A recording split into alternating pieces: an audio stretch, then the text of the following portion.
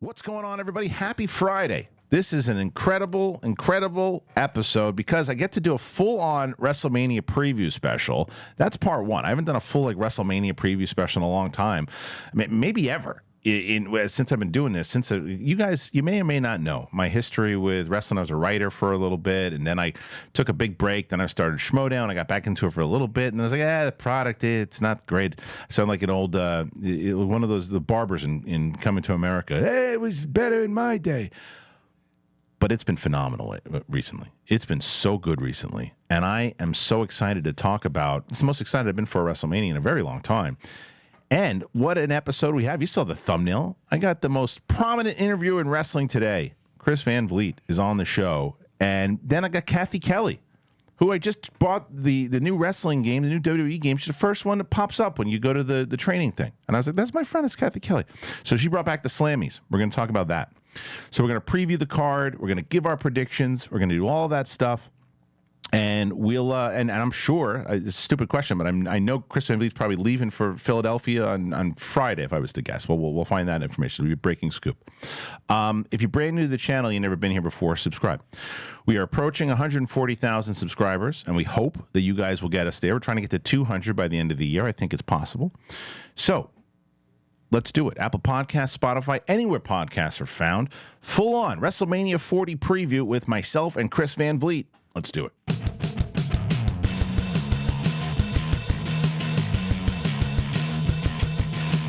What's up, everybody? Welcome back. It is the big thing. Kristian Harloff here. WrestleMania, and who better to do a WrestleMania preview special with than this guy, Chris Van Vliet. Boom. That theme song's so good, by the Slams, way. Right? I feel like it's like a garage band song. And you know what's funny about that is that it actually is a guy in a crotch playing that song. It was there we go. Well, it's based off the old school Schmoes No theme song. And this guy did this like rendition of it, and I was like, well, I want to stay, true to the roots and take the old Schmoes theme with me, but liven it up a little bit. So there you go. That's great. Yeah, and that's an origin story. How you doing, man?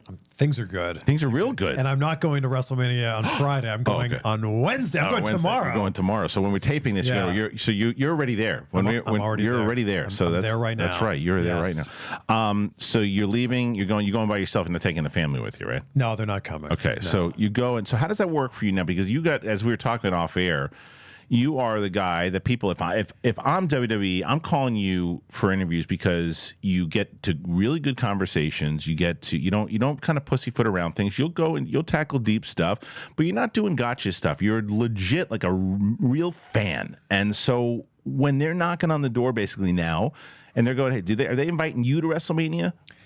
I mean, they're sending me the email saying, if you'd like to apply, here's the credential form.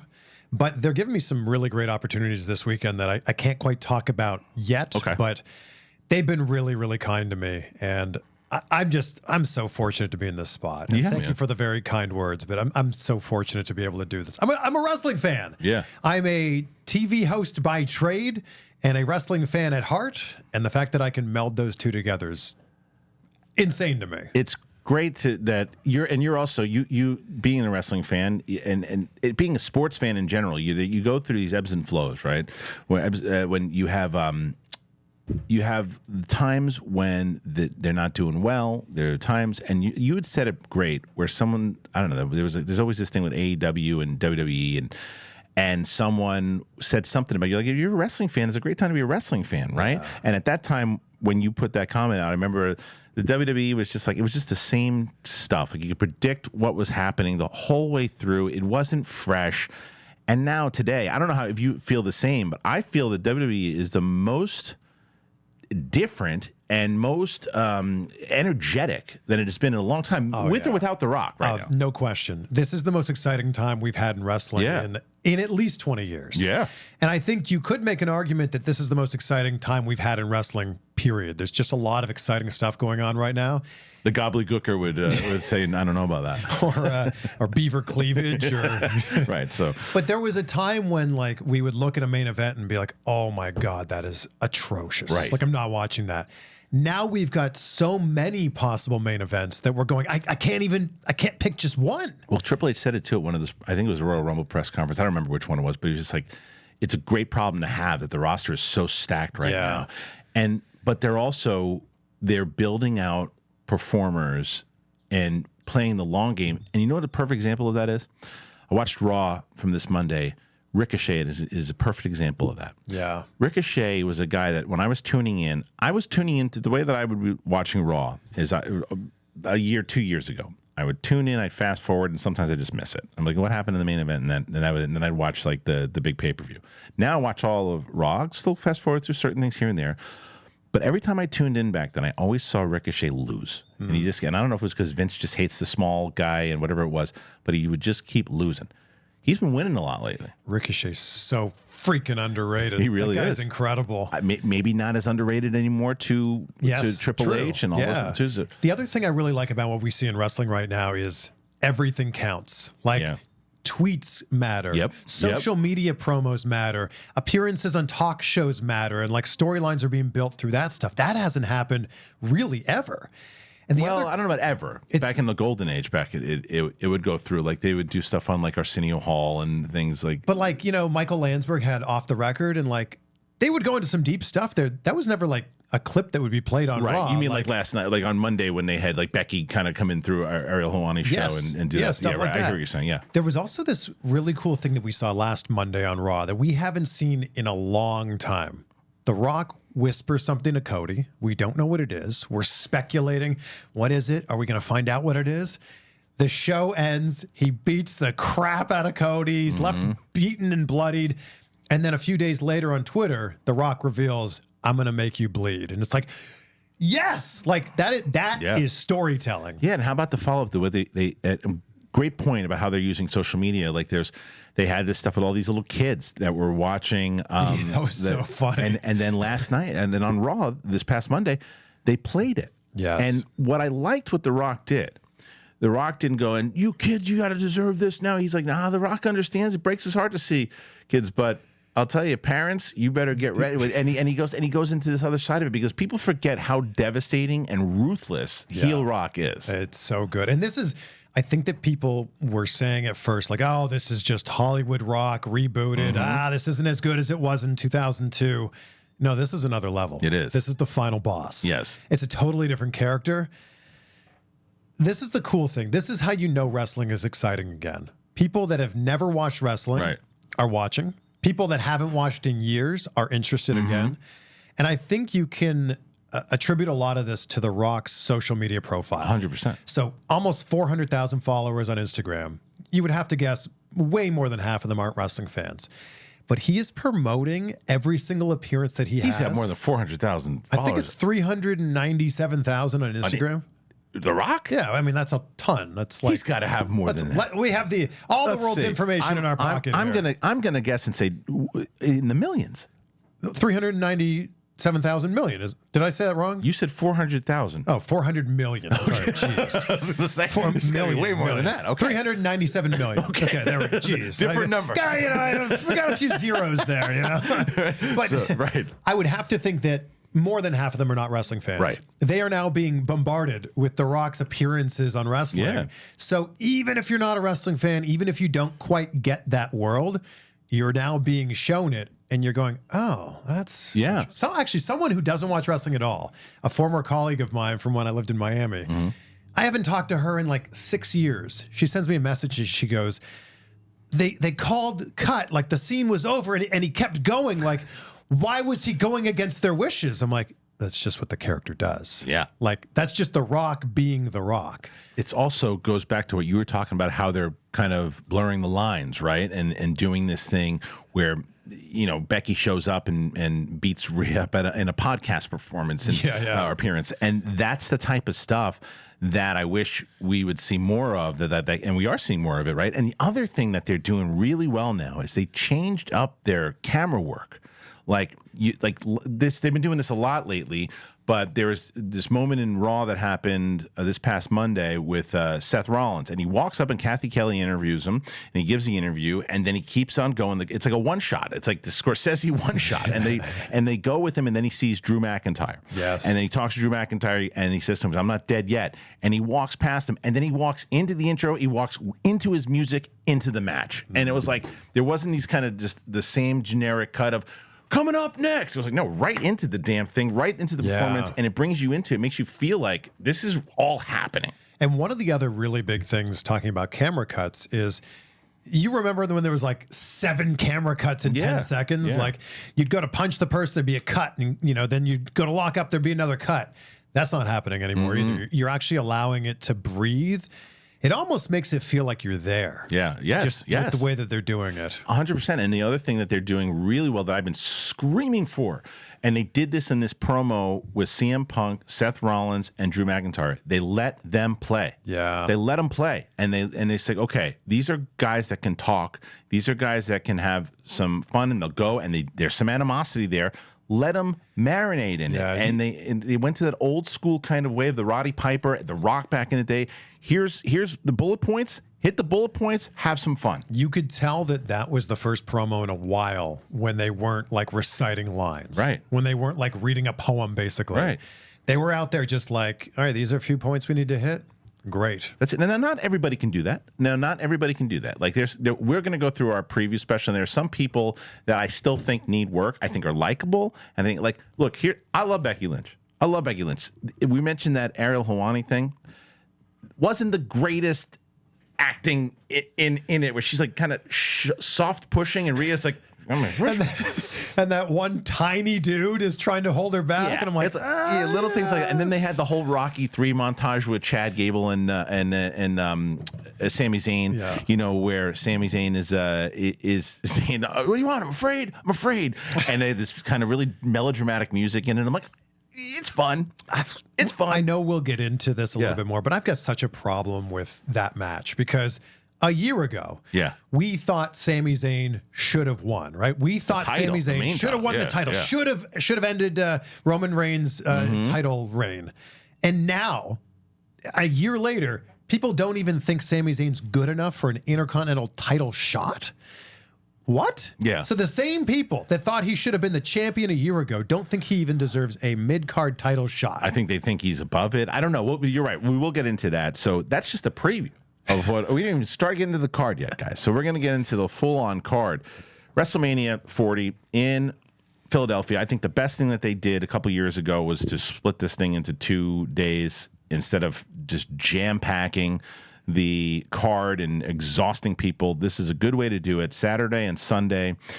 And we're going to get to night 1. This is kind of rumored or how people think it's gonna go, I think, but this is the full card itself. The first one we think on night 1 is Rey Mysterio, Dragon Lee, bringing back Dominic Mysterio to fight his dad, and then Santos Escobar. Now, this is what I'm talking about with the storytelling, right? A year ago, 2 years ago, I don't give a crap about this match because it just wasn't developed well enough, and it's just same kind of predictable stuff. The emotion in this is starting to win me over, and the idea, because I would have been tired of bringing Dominic and Rey again, but the way that they're playing it in, and almost like this kind of tease that is he going to leave Judgment Day or not? He's asking these people to play darts or whatever he's doing in the background with them, and this is a good, if they do open with this, it's a good thing to open with. I feel like this is all leading up to another Rey Mysterio, Dominic Mysterio match. Maybe it's a year or 2 that ends up being Rey Mysterio's retirement match. That's what I think. Do you think they turn Dominic? They can't turn Dominic face. He's just so good as a heel. I agree. He's so good. And why would we, with great love and respect for Dominic, why would we cheer for him when we've been booing him louder than we've booed anyone in a long time? Yeah, especially right now. And it's like his gimmick is to, every time he speaks, the audience to boo him in the same way that they cheer or they sing Seth's song. The goal is to boo him. Yeah, it's one of those things that if you're going to a show live, you're going to sing Seth's song, you're going to say "whoa" when Cody comes out, and you're just going to boo as loud as you can. Yes, and I think it's great. And but there are factions have a shelf life. Yeah, they have a shelf life, and I think that as the bloodline has been able to do it, because I remember a lot of people talking about how all right, enough with the bloodline, let's end it. And then thank God they didn't, because by bringing in The Rock, obviously you bring in fresh life to it. Yep. And because Judgment Day was overtaking the bloodline as far as curiosity and engagement with the fans, and now it's yeah. I think there's a lot of life left in the bloodline. Yeah. I think there's a lot more going on there, and I think it's going to extend well beyond WrestleMania. Yeah, and I can't wait to talk about that when we get to the main event, because I had thoughts of how I thought it was going to go, and I'm starting to change that. And that's what's so exciting about this time that we're in right now. Yeah. Because when you look at every match, you're like, it could go this way. Right. I could also make a strong argument for the other side. Easily. So as far as the Rey Mysterio match goes, who wins this? Dom? I think Dom wins it. I would have to think so. Yeah. This match is going to be high octane, and it's going to be like right out of the gates. We're going to go, yes. Ray hits the 619 on Dom for sure, and then Dom's got to stop doing the 619. He's a big dude, compared to his dad. You could tell he really cares about the people he's wrestling, and he doesn't swing his legs in hard enough. Like there was one that I saw, was just like, and I saw it going on social. It's like, woo. It's like I think he's one of the best heels we've had in years. Yeah, in years. I think he's great. He's got such a punchable face, as Michael Cole says. But and that's a compliment. And he grows out that mullet to make it even more hateable. He's doing all the right thing. Well, it's to make you realize that Eddie Guerrero's his real dad. Yeah. It's hilarious. So I think that they've done his character really well. And I think that going back to what Triple H has done very well is he doesn't favor the big guys. He favors talent. Yeah. He favors storytelling. And that is what the old regime was terrible at. It was just focusing on one thing, right? And I thought that, look, minus the controversies and minus all the horrible and despicable things that Vince McMahon supposedly did, he was at one time the genius that made wrestling what it is today. Of course. But somewhere along the line, like anybody else, he got old. His decisions. Yeah. I mean, dude, when I was there, I remember that we would be in a writer's meeting, and there'd be some really good ideas, and I won't say specifically what it was, but I remember Paul Heyman and Michael Hayes had come up with something that was like, and Brian Goretz had come up with something really, really great, and they're like, "Wow, we didn't think Vince was going to go with this. We're gonna make it work. We're gonna make it happen." Within an hour before the show, changing it up, and he put it, and it was a ridiculous thing that he put in there. But you couldn't argue, because it was the height of the Attitude Era. This is 2001. It's the height of the Attitude Era.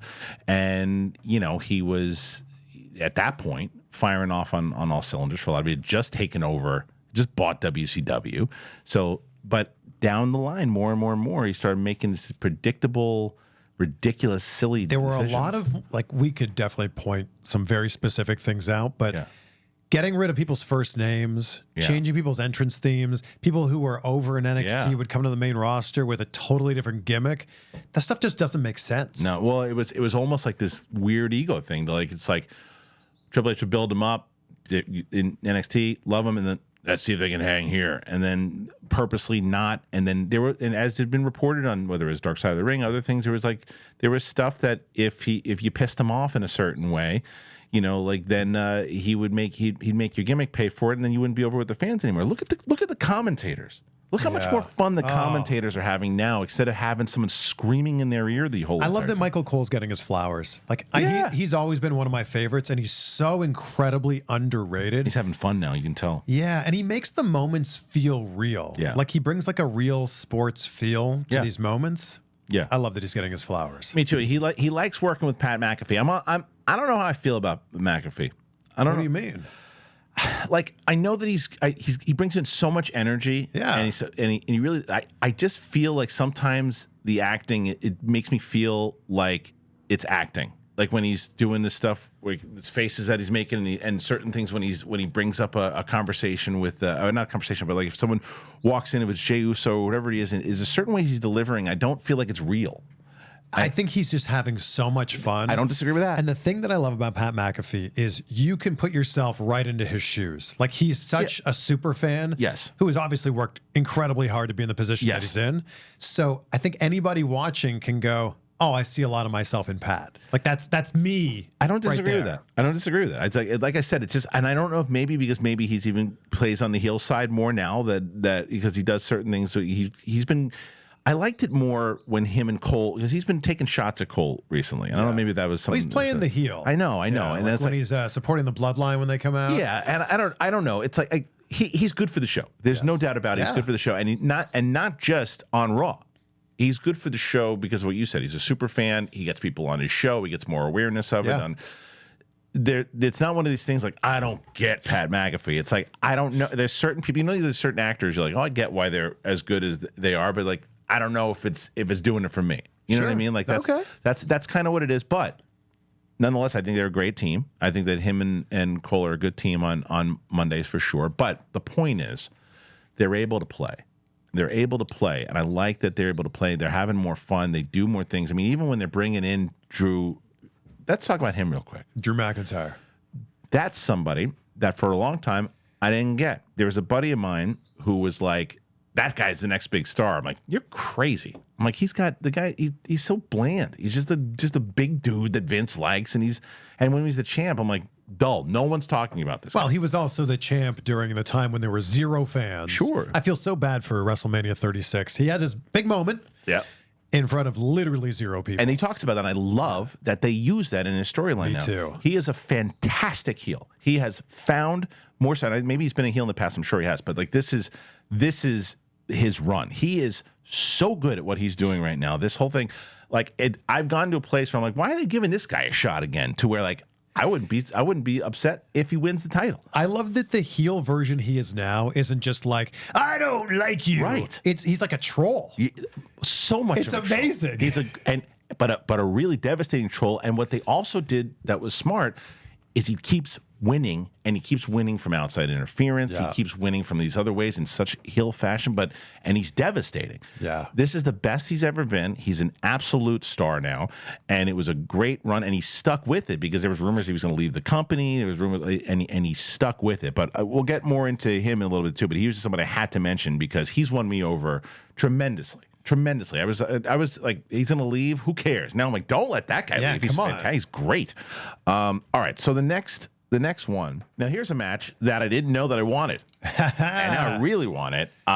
So you've got break down who we got here. Well, Jade Cargill coming into this match made everyone go, oh my gosh, I need to see this thing, because this is her in-ring WWE. Well, I guess this is her in-ring WWE debut match. She was in the Women's Royal Rumble, but this is her match here. So this is going to be exciting. Yeah. Well, so how come they're not defending the titles in WrestleMania? That's interesting, huh? That is interesting. And this is a 3-way match, or six-person match. I wonder if they're going to set this up like to where are they going to make either Naomi and Jade a team, or is this going to be, because there's not a lot of other teams that I see right now that I think I want to see. I just see this as an opportunity to put 6 talented performers together in one match. Yeah, that could be. So Jade, by the way, this was something that the only problem I had with when she made the save the other day. Do you? I wonder if you have the same thing. So Bianca's getting the crap kicked out of her. Naomi's getting the crap kicked out of her, and here's Jade's music. She just walks like this. Why aren't they kicking the crap out of him? Like, take your time. Yeah, go as slow as you want. It reminds me of when Jeff Hardy came to make the save in AEW. Yeah. And he comes at doo-doo. It's like, run. Are you going to save me? Right. Please stop dancing. Save me, Jeff. Yeah. And then she shows up and she's just like, and it's like, well, she's a star. Come on. Sure. But but I think at that point, though, you should start playing into the real, start stomping them, because the problem is by the time she got there, they weren't stomping on Bianca, and Bianca's just in the corner kind of going like this, and it's like she could get up. And so you got to pay attention to that stuff, because little details matter. I love when things are logical in wrestling. Yes. And I very much despise when things are not logical. Yeah. Like when Cody assaulted 3 police officers like it was never talked about again. Right. What? Right. Cody assaulted 3 off-duty police officers. Stone Cold went to jail for that. Yes. Yes. Cody just beat them up, and we went, this guy's a baby fist. Yes. Continue to assault police officers. Right. What? Yeah, you got to pay attention to that stuff for sure. And that was the only little thing, because I think Jade Cargill is a major star. I think that I'm curious about both her and Bianca's mic skills, though, because they're both not wonderful on the mic. I think Bianca's very solid on the mic. Yeah, I don't think she's that great on the mic. I feel like when there's a thing that's missing, in the same way that I feel sometimes that Becky is performing, and I love Becky Lynch. I feel like it's that like when The Rock, I know it's The Rock, but when The Rock's out there and he's giving he's having this conversation with the audience in total heel. You know, The Rock's not like that. Yeah, but I believe that he is. I don't believe he's performing. I think Jade Cargill would very much benefit from having a Paul Heyman type of manager. Sure. Maybe it's MVP. I don't know, but it's somebody who's in there as the mouthpiece. Yeah. And then just let her do her thing. Right. Well, look. So you know who's really natural? Like really natural is Sami Zayn. Of course. Sami Zayn is just so natural in how he talks, and not everybody has that. But he's got like 20 years of experience 100% on Jade. Jade, yeah. But I'm talking more so Bianca still. She's newer, and she's not terrible, but I just feel like even like conversations, I always do this thing. I always have this thing, and it's not fair, and it's why I really like when wrestlers are allowed to just talk and not fit to the script, because they're not actors. They're not actors. Yeah. They're performers and they're athletes, but not all of them are actors. And even in that scene, did you see the scene with Sami and Chad with the yeah. Okay. Yeah. Like it was fun what they were going for, but the acting was. But I think it was supposed to be a little bit campy. It was, but it doesn't change the fact that I'm going, oh yeah, I'm not watching a real thing. Back to logic in wrestling. Yeah. And I love Chad Gable. I think he is insanely underrated. He is a future Intercontinental champion for sure. He's getting a push. Possibly a future world champion. Why is the guy who lost to Gunther training the other guy who's wrestling Gunther? It's like, oh man, you can learn from the experience that I've had. You lost to the guy. Right. Why would I listen to anything you say? I think that's based off of your previous point, though, with the social media stuff. I think because they paid attention to what was happening on social media, where your initial point of why aren't people rooting for Sami Zayn? Everybody wanted Chad Gable. Yeah. And they played into the audience, and they paid attention to where Sami was kind of upset by the fact that the audience was saying what they were saying. And then they went to the guy and he's like, look, yeah, I thought it was my time, but I'll help you out in that. And I think they went and they played with the audience's reaction. I get that part makes sense, but like in storyline, it doesn't make any sense. Right, like, man, so the guy you're wrestling, I lost to him, so you should listen to me. Right, and it wasn't like Kevin Owens or something. How much of a relationship did they have really before that? They wrestled each other on Raw. That was it. Yeah. Right. Yeah. I mean, I get it. Going back to this match, though, this is a no-brainer, right? We get the Jade, Naomi, and the baby faces win. They're going to win on this one, and especially that the titles aren't on the line. You know what's the bummer about all this is? It was really great to see Naomi come back. When she came back, it was so great. But because this roster is so stacked, she's getting lost. She's getting lost in a lot of this stuff. And I think it's great that they're shining a spotlight on her in this, that she gets to perform with both Naomi and with Jade. But everybody's going to be looking at Jade in this one going, what is she? What an embarrassment of riches they have right now. Right. Seriously. For real. Like it's akin to when everyone talks about the Attitude Era of like, man, at that time we had Rock and Austin and Mankind and Triple H and Undertaker and Kane, and like the list goes on and on and on. People will be talking about this era 10 and 20 years from now. I agree with you. Same way. I agree with you. I think they have a lot of stacked talent that have built themselves up into stars, and I think by bringing The Rock in the way he is and getting all those eyes on the from those Instagram followers and all these people you're talking about too, you're starting to elevate this other talent, like the Seth Rollins of the world, the Cody Rhodes, the Jade Cargills, the Naomis. Everybody's watching now more so because the show is actually very entertaining all the way through, and it's not. Yeah. I find myself not doing what I was doing. I'm only caring about The Rock, so I'm fast forwarding to those spots. I said to Raw and to myself as I was watching the show, I'm going, all right, make me interested. Make me interested. And they said, oh, it's stupid. You're going to be interested. And I was interested from the opening into the next match, into the next match. They've done a really good job of making that first segment count. Yeah. Yeah. And like, I mean, this past Monday on Raw, the first hour without commercials, you don't have a chance to tune out. You really don't. And it's smart how they do it. And they're also not throwing away everything the way that they were doing on Raw and SmackDown, where I was like, oh, okay, another title. There's a title match on Raw now. There's a title match on SmackDown. This person just lost. This person just did this as we're leading into it. I'm seeing a big, huge match that I would wind up seeing on pay-per-view. They're making the pay-per-view special again. Yeah. Or the whatever they're called now. But like the rest of PLE. Yeah. They're making it special now. It's special now in the way that it used to be. You can't do it like I remember when I was a kid. Savage and Hogan, when they were leading up to WrestleMania 5, it's like you had a full year to build that thing out, because once you got to the WrestleMania, that's the first time these guys are going to fight. Yeah. And you can't necessarily look, Cody and Roman haven't locked up at all since January. Yeah. Except like last night where they he put his hands on him finally, but like they didn't do a tag match to set up, them fighting again. It's just like, no, when they get there, because it'll mean something then. Yes. Yeah. And that's what they're doing again, that they stopped doing for ratings and other things too, to get people to tune in, and they having people tune in through storylines and through great matches without just relying on the big talent, building up, because you got to build that other talent up through that, because that's what we're going to remember. Like we mentioned with Ricochet. Yeah. Ricochet's going to get another run now. You can tell. And what they're doing with him, he's starting to build up and he's starting to win. And because they're making it count now, because in your subconscious you're going, oh yeah, he's been winning. He's been winning a lot now, and now he's built up. He's built up, and he's more valuable. Yeah. So all right, next, I'm gonna crack this open as you pull up. Do it. Tell us what that's all about. F3 Energy. My friend Harrison started this. Yeah. It's clean energy, only 120 grams of milligrams of caffeine. I feel like I'm doing an ad read here, but no, this is great. Yeah, it's perfect. Okay, this flavor is also badass. Tropical Theory. Tropical Theory. It's like high C. Well, there you go. So, and send me the link. I'll put it in the description. Okay, f3energy.com. Use the code CVV and your listeners can get a little discount there. See, look at this.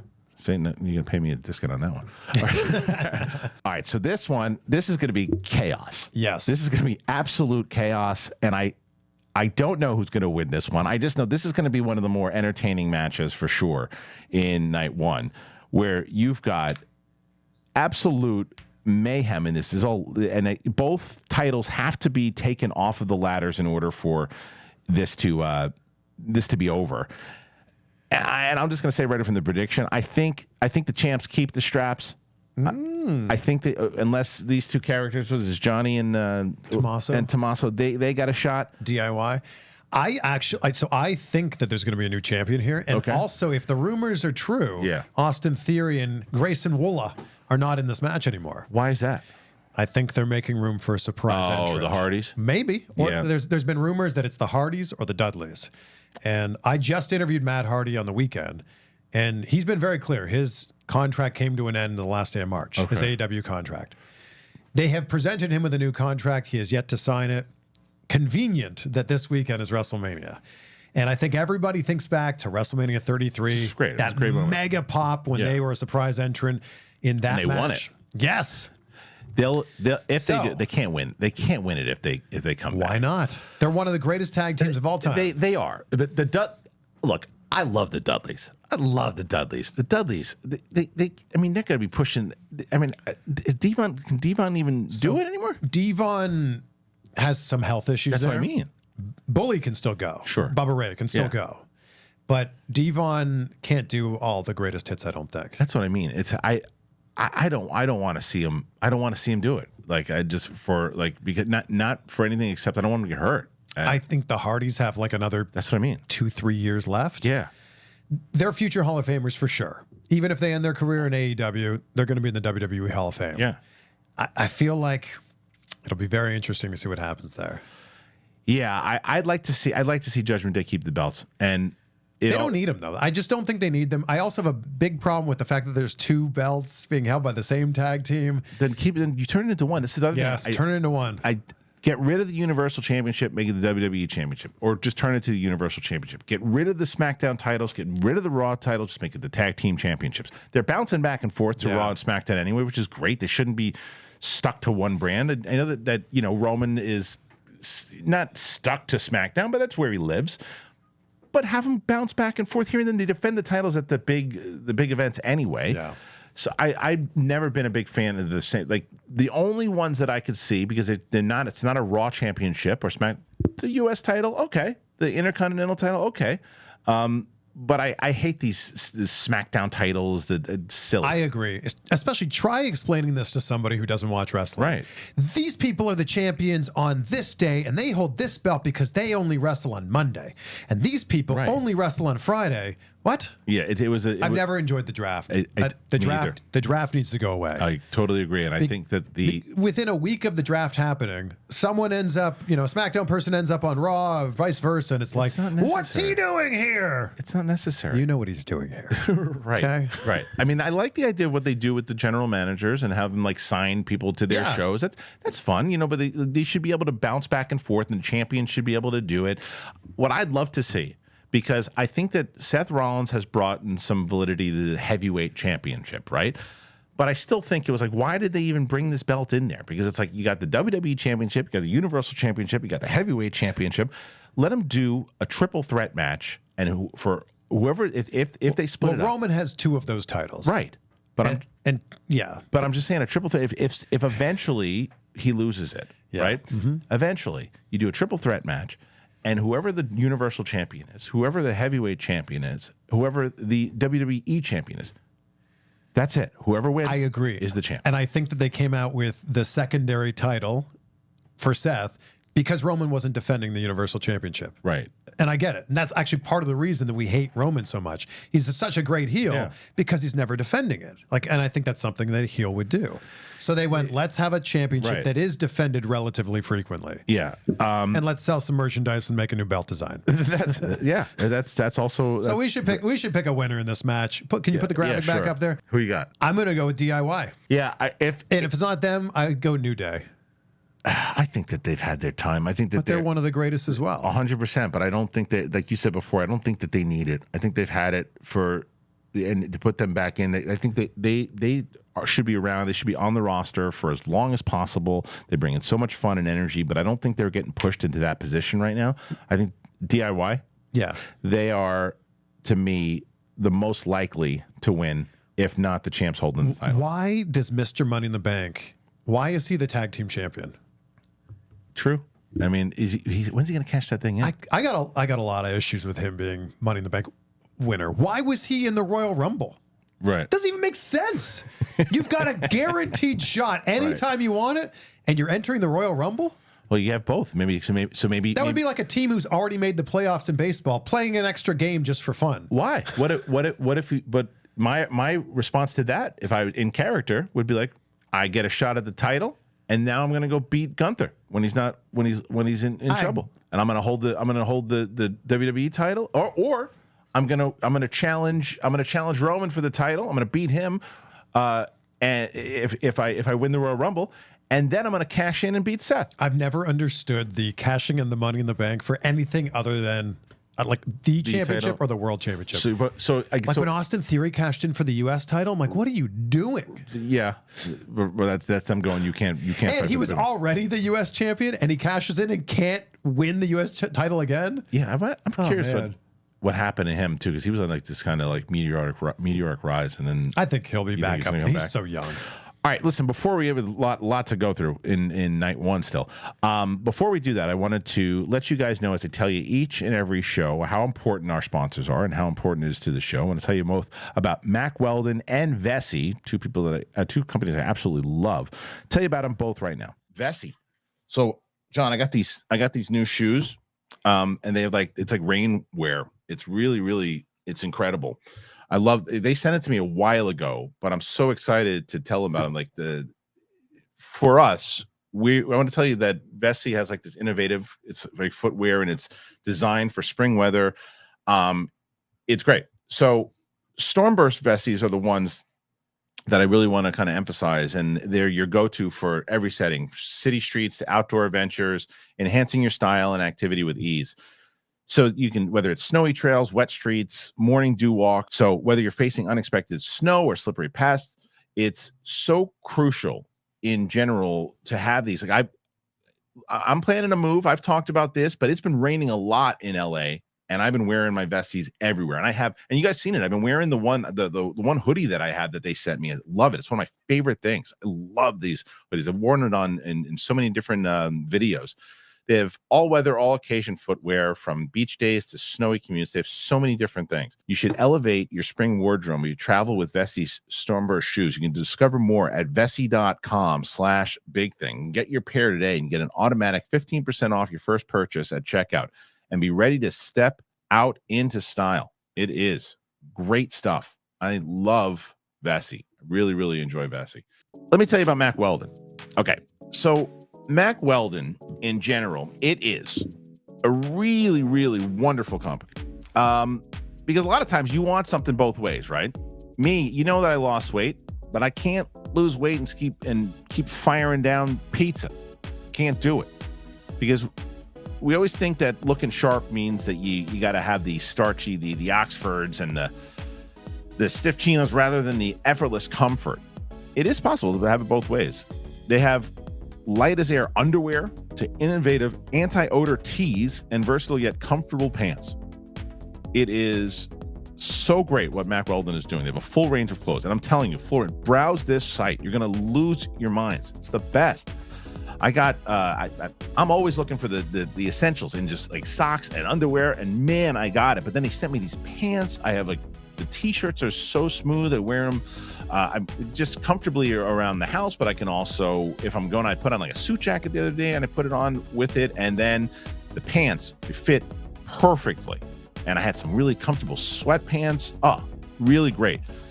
Okay, now peacocking. You guys are peacocking? That's for the birds. Now, some guys, you just want to go out there, you want to look good without calling attention to yourselves. Well, Mack Weldon apparel gives you understated good looks for understated confidence. It's not flashy, just classic, always in style, and made from the world's most comfortable performance materials. What that means usually, the performance fabric, usually means that clothes that look or feel techy or shiny, well, these are designed to fit your style and demands of modern life. So I just, I can't even tell you, like, this underwear is really comfortable. The sweatpants for me, I was wearing them the other day, and it just I like ones that just feel like I could go out, whether I'm just walking the dog, but I don't feel like, oh my God, people are looking at me. What am I wearing right now? We're just walking around the house in this, but it's stylish, man. I love it. Get timeless looks with modern comfort from Mack Weldon, but you got to go to MackWeldon.com. You can get 20% off, which is pretty great, off your first order, but you got to use that code BIGTHING. So head on over to MackWeldon.com and use that code BIGTHING. All right, thank you to our friends over at Mack Weldon and VESSI. As I mentioned to you guys, I get people asking all the time how to support the show. Great way to do it is, if you have the means to, get one of those sponsors. You get something for yourself and you're helping out the show. So the links are in the description, and I always pin the sponsors to the top comment. And also just like this video. That goes such a far way. Huge way. Yeah. It's amazing to me how many people will be watching this thinking they're subscribed to your channel. Yeah. Oh my gosh, I've never subscribed to Kristian. So please do it. If you're watching this and you're not subscribed to Kristian, just click that subscribe button. That's free. That's free. And it takes like, I don't know, half a second. Beep. Yeah. Just do it. All right. Next one. Oh, this has the potential to steal the show. It could be. Now, you know what I was talking about with the acting wise? Like that, to me, Jimmy Uso is one of those. Jimmy Uso has become, I'm so torn with Jimmy Uso because he is the perfect like henchman. He's a henchman. That's his gig now. He's a henchman. And he always gives that kind of face when he walks in, you know, and I'm like, that's pretty good. And he's always doing that. He's looking, he's like mean mugging with the snarl. Yeah. Like, no matter when he comes in, he's doing, no matter what, he's got the, you know, I like that they played off that one missed fist bump, and now it's a bit. But sometimes I feel like he's overcooking it. Jay to me has become a big star. Jay is becoming Shawn Michaels to his Marty Jannetty. This match has the potential to steal the show. I think it feels obvious that Jay wins this match. Easy. Right? And Jay's so over. Like, he has one of the best entrances in wrestling right now, with the whole crowd bouncing with him like this, including your friend Pat McAfee up there. Yeah, I think that one's an easy pick, but these guys know each other so well. Yeah. They know each other better than anybody else on the roster. This is going to be a great match. I think you're right. I think you're right, actually, because you take for granted how long that they've performed with each other before the WWE, like growing up together and just knowing this business, and this is probably what a moment for the two of them, huh? Just them staring at each other in the Royal Rumble. Yeah, that 5-second moment we kind of went, this could happen. You know what it reminded me of? It reminded me of the second ever Royal Rumble with Axe and Smash. What a throwback! Yeah, wow. Remember Axe and Smash? Yeah, of course. Demolition. That was the absolute best. You got to remember that's my favorite time in wrestling. Like, people always go Attitude Era, and I always get upset. And I think that with you, I think some of the times you post the polls and everything too. Someone the other day wrote best feud in wrestling, and one of them was like Savage and Hogan, and it was the last at like 4%. And I'm like, you guys are nuts. The only reason you're saying is most people voting on it grew up during Stone Cold and The Rock. And you've got these two very powerful forces working against each other in wrestling all the time. Nostalgia is a hell of a drug. Yeah. But recency bias is also really powerful too. So you've got these two forces, right? Nostalgia is taking you back to a time and a place. You remember where you were at that time. Recency bias, you go, well, I just saw this thing last month. Like, how could something be better than this thing that's fresh in my mind? Yeah. So it's interesting because one wins out over the other, and it just depends on who you are. Totally. And I just, I think nostalgia is absolutely true, but I think that it's also the building blocks of, in the same way that I like Terminator 1 better than I like Terminator 2. Terminator 1 was a very different time, and it built up to why you loved Terminator 2 so much is because of all the blocks that Terminator 1 built you up to. Does that mean that you like Batman Begins better than The Dark Knight? No. Let's not get crazy. No, that's Ellis. That's Ellis. Oh, that's silly. That's silly. Let's don't be silly. All right, so we're both in agreement here. Yeah, that one seems easy. Yeah, that's going to be great. Now, the question is how much of the bloodline gets involved, if at all, in this? I would hope not at all. Me too. Yeah, I would hope not at all. Yeah, I think this one you got maybe Solo gets involved and he gets kicked in the mouth. That's probably what happens. He's always getting kicked in the mouth. I was thinking they get announced. Both of them get announced from San Francisco. Yeah. Solo, their brother, gets announced from Vegas. Interesting. I was just listening to that last night. I'm like, I didn't realize I got to ask Rikishi about that. Yeah, you should. I'm interviewing him. Look at that. I love that call. He's like, you know what? I'll just ask Rikishi. Yeah. me, I'll ask my friend John in Queens. All right, here you go. Here's the next one. All right, so this is it. This is the big. This is all night one. Yeah. And you got the Intercontinental Championship. You got Gunther versus Sammy. Now, as you were talking about before, this, as much as I'd like to see Sammy get the win here and win the Intercontinental Championship, I'm a big Gunther fan. I think Gunther is the guy. Gunther is going to be the heavyweight champion, the main champion at some point, and should be. Yep. He's doing great heel work too right now. I see some matches with him in the future between when Cody becomes the champion at some point versus him. Yep. I think that he's going to hold the title. Gunther's going to hold the Intercontinental Championship for a while longer. So you think he's going to beat Sammy? Yeah. Definitely. Yeah. I think so. I just don't like say this is going to be a great match. Yeah. I just don't think it makes sense. There's very little build up to this. And for an historic run to end just on like this doesn't make a lot of sense to me. I don't disagree with you, and I just think it's the only thing that I could see is that they're giving Sammy, as where the Undertaker had like the streak. Yeah, Sammy is doing the impossible at WrestleMania. Knocked off the Usos last year, and he knocks off Gunther this year. Maybe that's his thing. Yeah, maybe which is possible. I hope they don't turn Chad Gable heel. I don't think they could. He's so over. He's so over, and they just turned him face recently. So, like, to do him versus Sammy, and I don't want to see Sammy go heel again. I feel like Chad Gable will be the one to end Gunther's streak. That's what. Maybe it's SummerSlam. Actually, that would make a lot of sense. That would make a lot of sense if you see. Yeah, that would make a lot of sense. I would like to see Gunther hold to keep the title, and I'm going with that as well. And you got to understand that this is coming from, again, talk about nostalgia era. I loved the Honky Tonk Man's run. I loved it. And I was a big Ricky Steamboat guy, so I was upset when he lost that title to Honky. But Honky became, because of what he was able to do, he kept that title way longer than he was supposed to. Oh, yeah. And he wasn't even, he wasn't even supposed to win it that night. Yeah. So he Butch Reed. Wow. Which is crazy. Gunther won this title in 2022. Wow. Like, just to put things in perspective. Did he beat Ricochet? Yes. He beat Ricochet, wow, right? Look at you. Yeah. So, anyway, so yeah, I think I would say I wouldn't be surprised if Sammy won it for that reason I said, but I'm going to go with Gunther here. Me too. Okay. Next one. This is very interesting. This match is very interesting to me because the other match with Becky or with Bayley and Io Sky is completely being forgotten about. Bayley wins the Royal Rumble. Yeah. And it just kind of ends up being this like secondary match.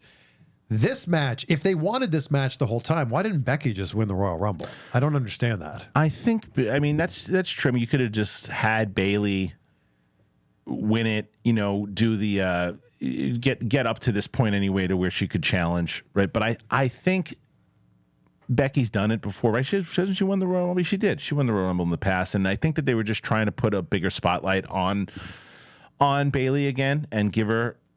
She's such a company person too, you know. So give her that notch in the belt too is probably why they did it. But I agree that they're to try to build this up. You knew it was coming. You knew that Becky was going to win the Elimination Chamber because they wanted this match in the same way that you know that Rhea Ripley's going to win this match. I agree. Yeah. And Rhea Ripley brings so much prestige to that championship. Yes, she does. She has this real it factor. She really does. Every time she's on screen, whether she's wrestling, whether it's just an entrance, whether it's a promo, whether she's in the back of a promo that other people are cutting, she takes she takes all the attention away.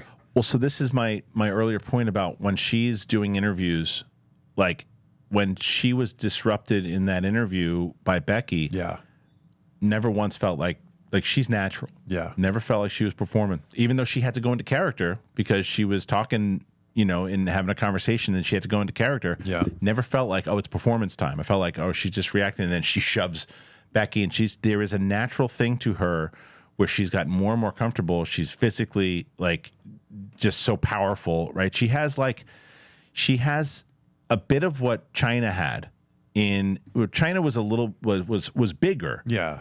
But there was something about her that you like, if you told me that Rhea was going to start wrestling guys, I was like, yeah, I guess in the same way that Nia Jax was doing it, right? I said, okay, yeah, that would make sense.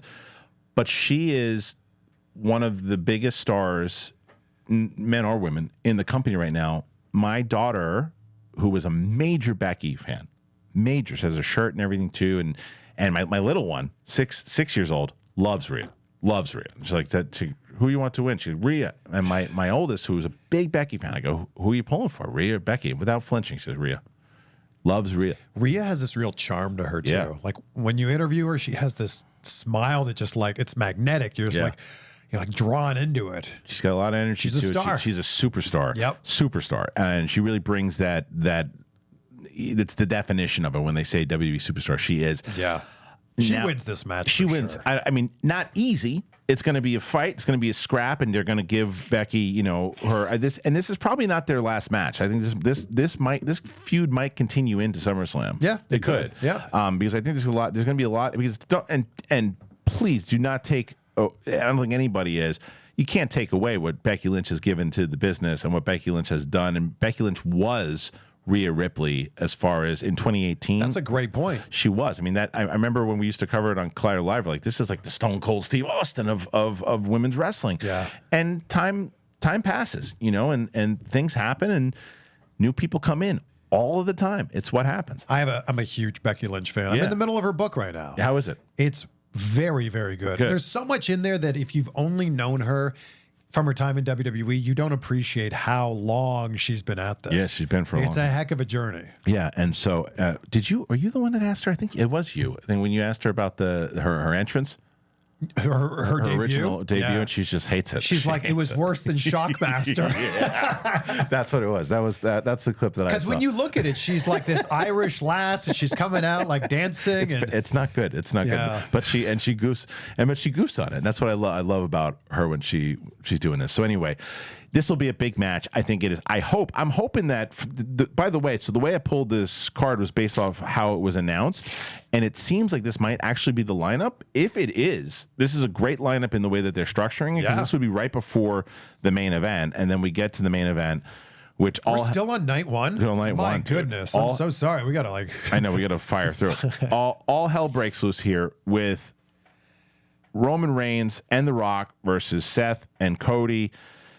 If Rock and Reigns win, it's bloodline rules. I think that this is going to be an absolute, pun intended, electric match. People are going to be so excited. It'd be very smart for them to put this at the very end, which they will. Yep. And I think that the bloodline wins this because it's going to set up the bloodline rules. It would make no sense if Cody and Seth won this match. The thing that I love about 2 nights of WrestleMania is night 1 leads right into night 2. What happens on night 1 has serious repercussions for what happens in night 2.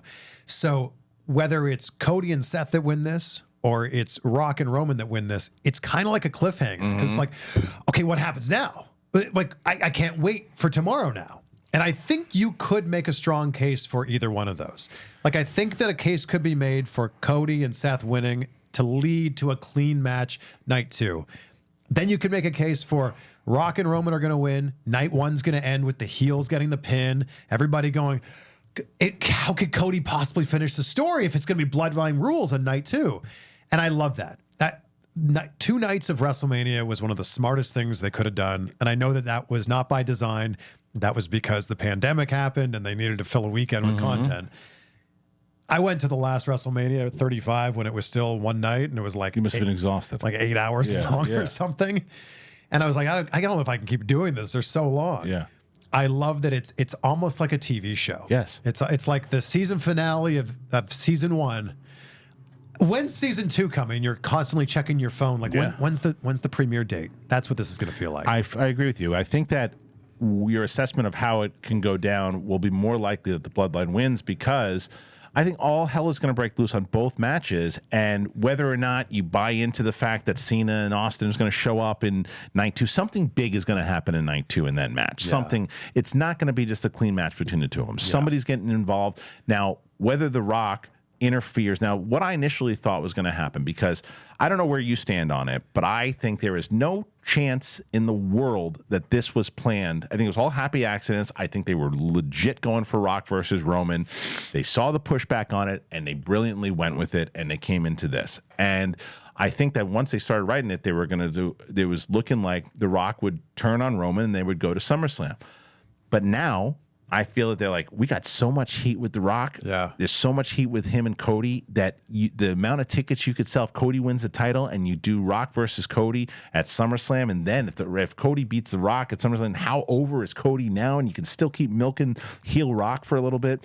So I think it's more that way, and that would allow you to bring in a Cena and an Austin to get involved. So I think that the bloodline wins, and I think that The Rock stays heel, and then they wind up battling. Him and Cody wind up battling at SummerSlam. So the big question for this match is who takes the pin?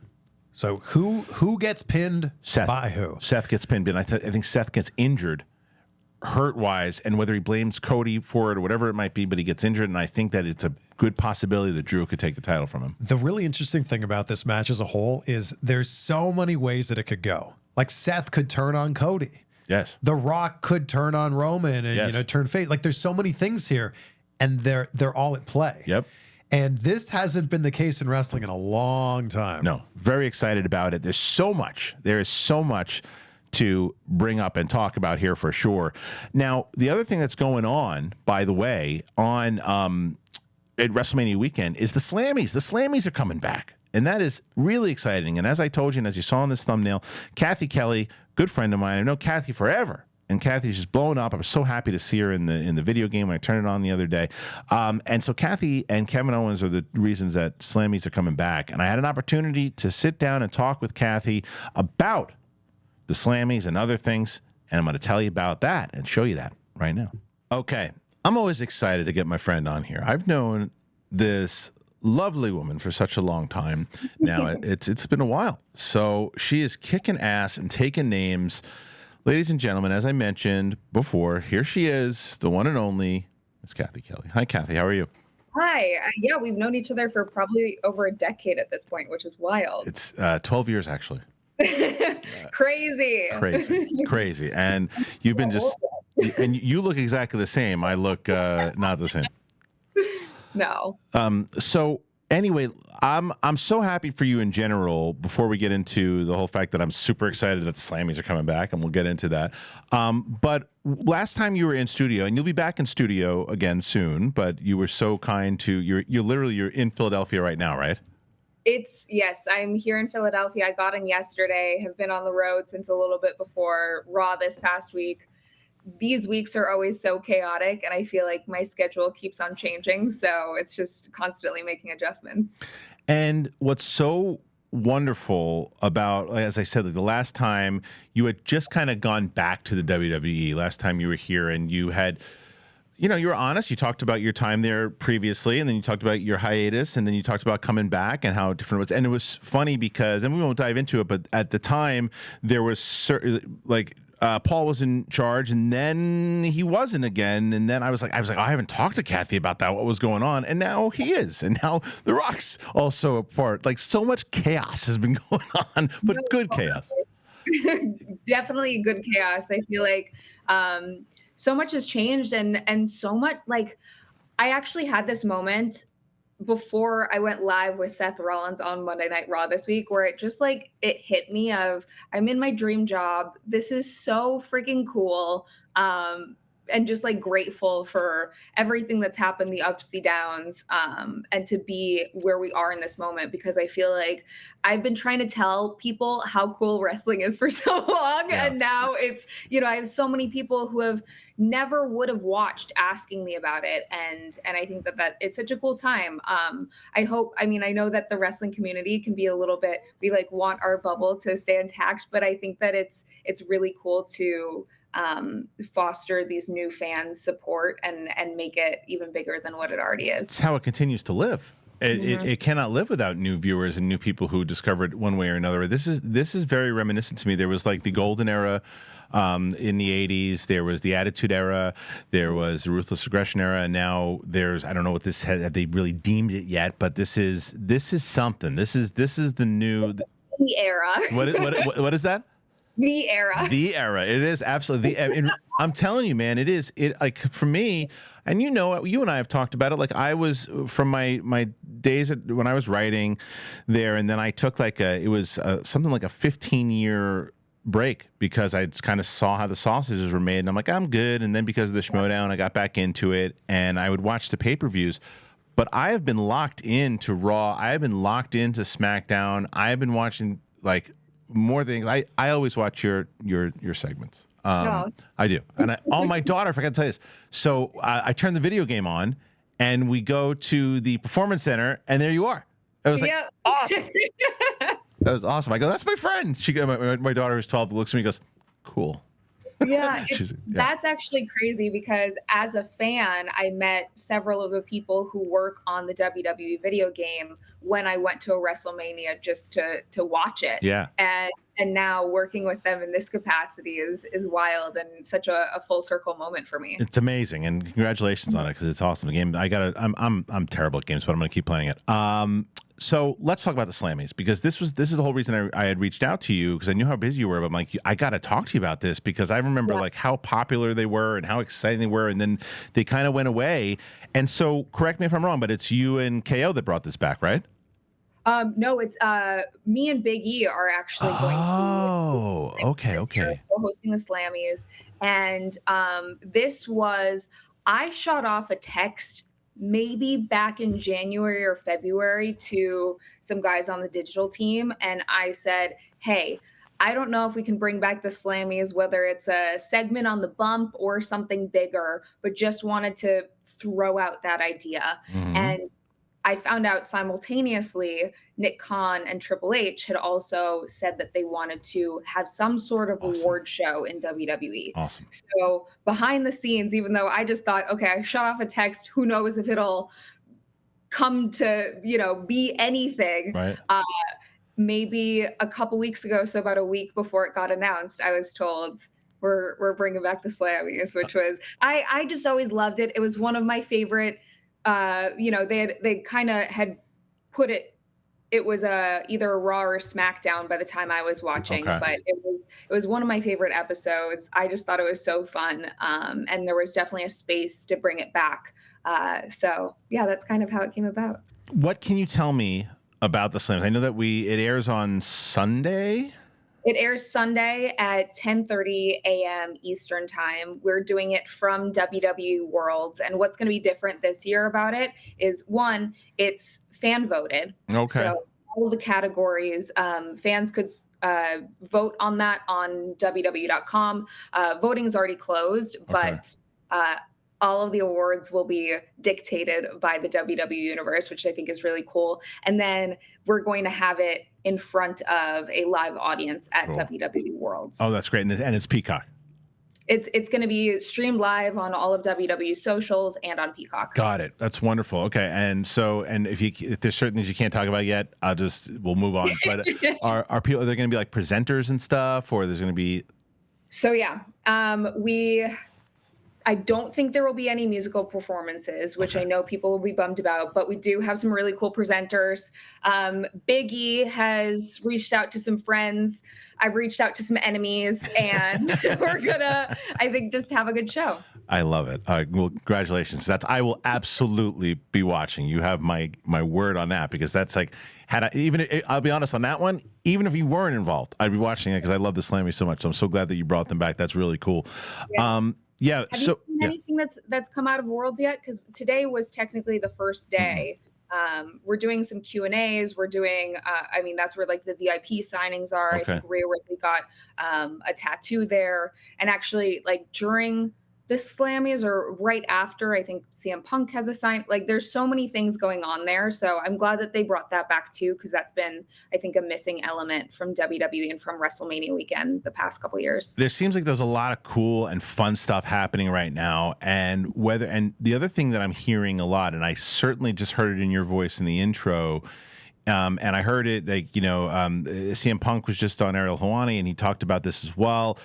The atmosphere in the company right now, it seems, because in the past there was rumors that there was a lot of like bickering, cutthroat, and all this, and now it seems like it's more like, it seems like people are legit having a lot of fun there. Are you feeling that?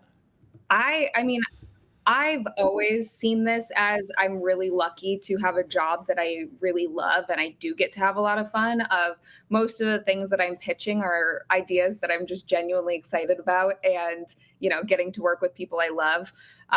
Punk specifically, I was a fan of his before I ever worked at the company, and I was a little bit nervous to meet him. But actually, the day that I was filming that intro for WWE 2K, in classic miscommunication, whatever land, they didn't tell me that I was supposed to get to the arena a couple hours early to film that. I didn't even know we were filming it that week. Oh, wow. They tell me last minute, they're like, oh, you need to get to the arena. So I'm rushing. I like grabbed all my luggage and everything just so I could get to the arena to get hair and makeup done. I'm rushing in. I think the first person there. I open the door to the arena, and CM Punk is on the other side of the door, and my suitcase just keeps rolling right across his foot. And I was just like mortified, because this is the first time I'm meeting this human that is one of the reasons that I started watching WWE in the first place, and not knowing how he would react. And he was just the coolest. He decided, I had tweeted out, like, now I'm the second coolest person to leave and come back to WWE that's from Chicago. And so he cited that, and we've just been buds ever since. So. I love that. Yeah, I've had an opportunity to sit down with him in person and talk to him on this show, and he's been nothing but pretty warm and welcoming to me, and he does seem like he has a kind of whole, that's one of the reasons I asked that question, because he just seems so full life. And it also shows you in this business that anything can happen, right? It just shows you that, and I loved what he said about his conversation with Triple H. Like, look, we had to like just talk about it, get through it, and we did, and I'm glad I'm home. And he's referenced that. Like, it seems like a lot of people are happy to be home. So especially with WrestleMania coming up and how big this event has always been and it is now. So what's the atmosphere like for you right now? And what's some of your like favorite stuff that happens like kind of lead up to WrestleMania? Yeah, the atmosphere atmosphere for me personally is just exhausted. Yeah. I have been running on fumes the last couple of days, just trying to do last minute preparation for all of the things that I'm a part of this week. But that's kind of, you mentally and you emotionally prepare, and then you're still not prepared for WrestleMania week. There's so many moving parts, so many things change. And I like to be over prepared. So even for these, Q&A sessions that may just be for the audience that's there at WWE, we'll want to make sure that it's something fun for them. So yeah. That's kind of been my experience thus far. But tomorrow, Friday is when I start like the full swing of things, and then it's just nonstop from there. I'm like, I might be lucky if I get an hour of sleep a night. That's rough, but I'm sure the adrenaline just kind of keeps you going. But so what will you be doing during Mania itself? During Mania itself, just kind of being on call. It could be interviews during the show. It could be, digital exclusives after someone's match. Those kind of things a lot of the time get decided on the day of. I know I kind of look towards my schedule tomorrow and I know what that is, and then I go from there. So Friday I have a Q&A with Becky, a Q&A with Seth, going to be part of the kickoff for WrestleMania, and then Hall of Fame red carpet. So a lot on my plate tomorrow, and then we'll get to Saturday and Sunday once we get there. It's funny, you mentioned it earlier, and then you just mentioned Seth again. You know what I absolutely have loved about the new filming at for WWE is these long shots that they've been taking, and like this. Is there like a new creative camera team, or is this something? Is this a Paul call? Like there was a shot you were talking to Seth, and then you have your interview. They pull away from you and they follow him. He goes to Drew. They have the conversation with Drew, and then he walks past and he walks into the arena with the music to the ring. It was so great and like fresh and kind of electric. Who's making? Is that a Paul call? What is that? I mean, I don't know for sure. I can assume that it's, the new leadership that's in place. Yeah. Lee Fitting is a part of that cog. Brian Fathom, Triple H, Nick Khan. I feel like all of them are kind of trying to figure out ways just to make the product look new, look fresh, and exciting. And I think it's not just exciting for the people that are watching the WWE universe. It's exciting for us to be a part of something that just, it looks cool. It feels different. You're getting the butterflies again because you're so used to doing the same thing over and over. And when you have a shot like that, it's just, you don't realize, like you do in the moment a little bit, but when you watch it back, I think it hits home a little bit more than some of the other ones. To me, it seems like it keeps people in character too. It keeps people going. Now, I don't know if this is too peek behind the curtain. If you can't answer it, I understand. But it seems like they're letting people go a little bit more off of script than they used to in the past. Like I saw that with Punk. I saw that when Punk had that interview with both Seth and Drew, and they let them kind of fly. And I always remember the days with like Mean Gene, and he would be in the middle of an interview and they would just go. Is that more so? Do they let you guys fly a little bit more, or is there certain times like just stick to what we have on the script right now and let's just do what we have written down? I can't really speak to anyone else, but I will say that for my experience personally, I've met with Lee Fitting, who's our new head of everything, many times, and he's kind of given the green light to have more leeway with even the questions that I'm asking. We've done some really cool things, not just on TV, but on the digital side as well. Doing like a longer form sit down interview with Chad Gable after his unfortunate loss, doing things like that, and just kind of having the ropes are taken off and you're just able to do what in your heart is going to be compelling TV or compelling content. I love that. It's so much more of the stuff that I remember that I loved growing up, like with it's got that kind of more sports feel to it. It gives it that more authentic thing where it allows the people to answer inside of their character, allows them to answer. And it gives that feel like everything is just happening in the moment, which is also why I wanted to bring up the thing that went down with The Rock with like that thing afterwards and how he just stayed with it. I don't care if it was scripted. I don't care. It felt wonderful. It may very well have just been off the cuff and good for it. It felt great. Tell me about working with The Rock again and the fact that he's coming back and that, how involved he was going to be. That had to be super exciting as well. I mean, I was there January 1st, the day one show, when he made his second surprise return in a calendar year. So he was there, I think September, we were in Denver because my mom was there, and he made this surprise return then on SmackDown. And of course I was there at his other surprise return, not realizing that this is something that was going to be a, bigger endeavor for him, no pun intended. Right. But I did get a heads up from some people who are on his team who I'm friends with. I texted that I saw he was on the Pat McAfee show earlier in the day. I kind of I did the math, I added it up, and then I'm friends with, several people on his team. So they were kind of giving me the iggy that he was going to be there for a while. Yeah. He's doing great things right now. This is one of the most anticipated double main events. I mean, the way that they have set that up, and it's the storytelling is why I am so locked in right now, because as we're doing on this show that you're on right now, Chris Van Vliet and I are previewing the entire card and talking about the card and how invested we are in a lot of the stories, because there's been manias in the past where you're like, okay, I'm going to tune in for this and I don't know what the hell's going on here, and they showed me a package and I don't know if I'm that invested. I'm invested. I'm invested in so many different things, but I feel you've got to be torn because you are close with Becky Lynch. You're pretty good friends with Becky Lynch. And I know how much you are friends with Mommy and how that relationship has blossomed. Are you having a dilemma right now? I mean, it's always hard when you become friends with superstars and get to know them outside of the ring, outside of, the typical working day. Becky's someone who was a huge inspiration to me. She continues to be in how she leads herself and, continues to help others and help the industry.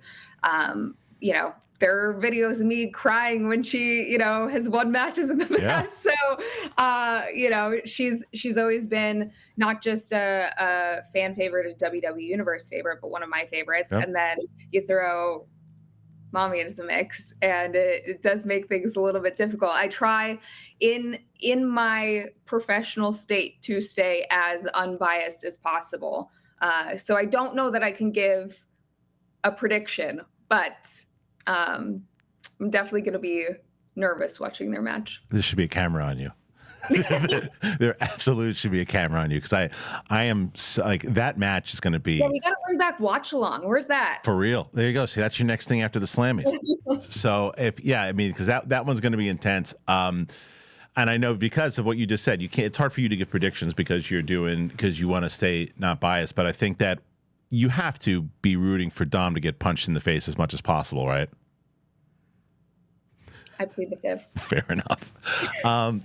Talk to me about Cody. Talk to me about the Cody Rhodes and how his rise to he's one of the biggest baby faces.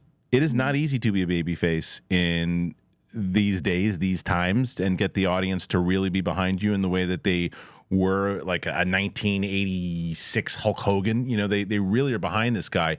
Why is that? Why do you think people love Cody as much as they do? I mean, I think it speaks to his character. It's not just the audience behind him. I think it's the entire locker room behind him. Is he is one of those guys that goes out of his way to help other people. And, you see a fraction of that publicly of, the kids that he invited and paid to go to WrestleMania and all of that laundry list of people that he's mentioned. Those are all real life instances. And you're only seeing a small chunk of the people that he's helped out. I know that he's helped me so much in my career, whether it was the very first week when I was nervous about starting at WWE, him and Brandy kind of helping me out and saying like, hey, go and shake everyone's hand. meet this person, and just being so great to me to when I left and, he was guiding me in my career a little bit. Then coming back, he was one of the very first people to welcome me back. So it's hard not to like him as a human. I think you have something wrong with you if you aren't a Cody crybaby, because he's just that genuine of a human and genuinely wants to help other people. He is one of the hardest workers, if not the hardest worker. You see him out after a show 30 minutes shaking every single person's hand, and the joke about him kissing babies is true. He's a politician because he's that likable. It's funny that The Rock said that, considering everyone thought that he was going to run for office, putting that on Cody. I know. I think Cody would win the race if it was a popularity vote. I think he did. He proved that. So that those aspects of him, I think, bleed over into what we see on TV of who he is behind the camera is who he is on screen. And people just, you see that authenticity. It's hard to deny. Well, it's not going to be easy for him because Roman Reigns is one of the longest reigning champions in a very long time. And that's one of the things I will ask you this, and you can either plead the fifth if you want to, but the only reason I ask is because I saw them already do this. They asked a lot of people in the company who they thought was going to win between Cody and Roman, and if you can't give a straight-on prediction of who you think is going to win, tell me what Cody needs to do in order to win. Yeah. It's really hard to give a prediction because I think it's going to be so dependent on night one of WrestleMania and whether their match ends up being bloodline rules or if there is no involvement by other bloodline members. That's going to be absolutely the deciding factor of which way it's going to go. I think, like you said earlier, that's one of the greatest things about this WrestleMania is if I were a betting woman, I wouldn't know where to put my money on many of the matches. But especially this one. And, we saw how WrestleMania turned out last year, WrestleMania 39. Everyone thought that Cody had that in the bag, and he came away without a title over his shoulder. So anything can happen. I have no idea. I think that's a testament to how WWE has been booked lately of even having these surprise returns. Mm-hmm. No one knows. No one expects it. Someone's just coming with a hoodie into Gorilla and out that, down the ramp, and we're all surprised. So that's the most exciting thing right now. Yeah, I feel the same. It's exciting to be a WWE fan right now for sure, and I'm glad that you're part of it. I'm always rooting for you, and I'm so excited that you were able to get the Slammies back, and I can't wait for you to have the wonderful WrestleMania, but also I am excited for you to get a little bit of sleep, so I'm going to let you go. Cathy, thank you. And then, one more time, where can they give them another plug to the Slammies so they can go watch them? You can watch the Slammies Sunday morning, 10:30 a.m. Eastern time. I think that's 7:30 a.m. Pacific. So right before night 2 of WrestleMania, catch me in a little gown. Biggie will be in a tux. I think that's all you need to know. That's all you need to know. So thank you guys for joining us here today with Cathy Kelly. Now back to me and Chris Van Vliet for the remainder of that special. Take it away, me. All right. I love getting you guys good deals, and I got it. RHONE. There's so much pain in trying to find what to wear, whether it's uncomfortable, it's tight, it's never your size, there's difficulty putting pieces together when all the fabrics are different textures. I know it happens to me all the time. You want to look good without having to think about it. Well, that's where RHONE comes in. They stepped up to the challenge, everybody. They got the commuter collection. It's comfortable, it's breathable, and it's a versatile set of products known to man. They have products for every occasion, whether it's the most comfortable pants, dress shirts, quarter zips, polos, blazers. They look great as individual pieces, and they work seamlessly together. RHONE's signature 4-way stretch fabric, it's breathable, it's flexible, and it works everywhere from your commute to work to the 19th hole. It's time for unparalleled confidence without all the hassle. RHONE's commuter collection features wrinkle release technology, and it is 100% machine washable, looking good is that easy. I'm telling you, I love this. They sent me some of this stuff, guys, and first of all, they have the kind of just relaxing, casual stuff, but I needed a good pair of pants to go with my suit, and my goodness, I got some for me. I got some for Riley. We're looking slick. It is so great. The commuter collection is easy to care for also, by the way, and it stays fresh and it's odor-free. Just head over to RHONE.com/BigThing. Use that promo code BigThing. Save 20% off your entire order. That's 20% off your entire order when you head to RHONE.com/BigThing. Use that code BigThing. It's time to find your corner office comfort. Don't be embarrassed. Don't do it. Listen, did you know that 80% of men will experience hair thinning in their lifetime? It's normal, guys. But it doesn't have to be your fate. You can get ahead of thinning with NUTRAFOL. NUTRAFOL is the #1 dermatologist recommended hair growth supplement clinically shown to improve your hair growth, visible thickness, and visible scalp coverage. NUTRAFOL's hair growth supplements use physician-formulated, natural, science-backed ingredients. Their drug-free, patented technology provides consistent, reliable results without compromising your sexual health. Go to Nutrafol.com/men to take their hair wealth wellness quiz. Identify causes of your thinning hair, and Nutrafol will give you a personalized plan for better hair health through whole body wellness. It works. In a clinical study, 84% of men showed improvement in their hair after 6 months taking Nutrafol men's hair growth supplements. Everybody feels this way as you're getting older. You're like, oh man, am I the only one? Why is this happening to me? This and that. We're in an age now where you can get it helped. You can get it fixed. Take the first step to visibly thicker, healthier hair. For a limited time, Nutrafol is offering our listeners $10 off your first month subscription and free shipping when you go to Nutrafol.com/men, but you have to enter that promo code BigThing. Find out why over 4,000 healthcare professionals recommend Nutrafol for healthier hair. Nutrafol.com/men. Nutrafol.com/men and enter that code BigThing. That's Nutrafol.com/men, promo code BigThing. All right, thank you to Cathy Kelly, and thank you to our other sponsors, by the way. As I say, you can always go to the comments and the links and the pinned comment there. It's always in the description. So thank you once again to Cathy and to our sponsors. All right, so now we're going to try to blast through night 2, Chris, because night 2 is not as stacked. Well, it's stacked, but it's not as, I think there's more matches going on. At least I felt that way in night 1. So as we now get to night 2, the first one in night 2 is this.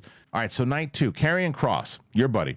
They're doing this, the Street Profits, and one of the best Jesse Ventura impressions out there. It's so good. It's so good. Him and Will Sasso. But I just had him on the show too. Sasso, I saw that. Oh, he's the best. He's the best. And Authors of Pain here. Yeah, this is I love that these people are having the opportunity to have a WrestleMania moment. I'm surprised that they do. This is, to me, I like Karrion Kross a lot. I think Karrion Kross could be another guy who could break out and be a pretty big name. This feud isn't doing it for me. Yeah, give him something more. Yeah, give Karrion Kross something more. Yeah, I think he needs to break out on his own, do his own thing, because your interview actually is the one I'm like, this guy's real personality isn't shining through his character right now. And he's so smart. Yes. He's such a smart guy. Yeah. And the way he talks is so, I mean, it's just so intelligent. Then he also just did you see the video of him snapping a baseball bat? No. So he basically put a baseball bat in like an ankle lock of sorts and broke it in like half a second. Yeah, he's just strong. That stuff needs to be part of his character. Yes, and you could almost made him like a Mr. Perfect type character if you wanted to, something like that. He's like such a great menacing heel. Like the work that he did in NXT when he was the NXT champion, brilliant. Bring that back. Okay, but either way, he's not. I don't want to be mean about it. This is one of the matches I don't really care about. I don't like, the story hasn't brought me into it, and one of the main reasons that I will be tuning into it, because I like Karrion Kross. Bobby Lashley's good, but I don't know. Maybe because it's a street match, it'll be a little bit more entertaining. But I would go ahead and I say Karrion and those guys. I agree. Yeah. Okay. Next one. Okay. So I think we're going to be in different sides here on this one, because I know that you and LA Knight are buddies. Yeah. Yeah. Well done. Yeah. I love this feud. I love this feud. I absolutely love it. I love it is very old school WWE Attitude Era with a home invasion. Hilarious. And talking about people, and he got arrested. He came back pretty quick. And then they're even doing the costumes and the thing, you know, where he shows up. I have the same issue with LA Knight that you hear the same old criticism, right? I think he's a brilliant performer. I think he's great for the company. I love how over he is. But the originality there is not. It's The Rock and Austin put together into one character, but he does it very well. He has his own spin on it, though. He does. And just because Rock and Austin had catchphrases and the crowd cheered along and sang along with them, doesn't mean that that's what LA Knight's doing here. LA Knight was the biggest babyface in all of pro wrestling at the end of 2023. Yeah. There's no question. They were trying so hard to get people to cheer for Cody, and LA Knight was a way bigger babyface. Yeah. So, yeah, I think it's just a matter of time. So, real quick here. Yeah. LA Knight wins this match. Yes. I think that it gives him some momentum. Maybe it sets something up for SummerSlam or later on, but there's no question in my mind that he holds some sort of gold in WWE. He has to. Before the end of this year. He has to. And this is what I say again about him. I'm not the biggest LA Knight fan, but I think he is great for the company. I think that it's very similar to what I said before. Like, I get why people love him. It's like there's certain actors or certain, like, I was more of a Rock guy than I was a Stone Cold guy, right? I was more of a you know, I was more of a Macho Man guy than I was, you know, a lot of the guys that were around back then. So, I don't know. I just think that this is going to be a great match for sure, and I think LA Knight wins it. He has such a swagger when he comes out. Yes, he does. The way he comes out, that real confidence. Also, by the way, the amount of people I see wearing LA Knight cosplay when I go to a convention or I go to a wrestling show, like, he is super over. So yeah, whether or not he's going to get a title shot or what title he's going to get, maybe the heavyweight title eventually. Maybe. Yeah. We'll see. All right. Next one. Okay. So this is a very interesting match. I'll tell you I'll see if you know me well enough. Who do you think I want to win this match? I think you want Kevin Owens to win this match. I want Logan Paul to win this match. So do I. Okay, good. I didn't know if we were going with the same answer. Do you know who Logan Paul, do you know who his character is? What's his character? He is Johnny from The Karate Kid Part 1. Wow. What a reference. He is straight up Johnny. Every way that he acts, you look at him, he is Johnny.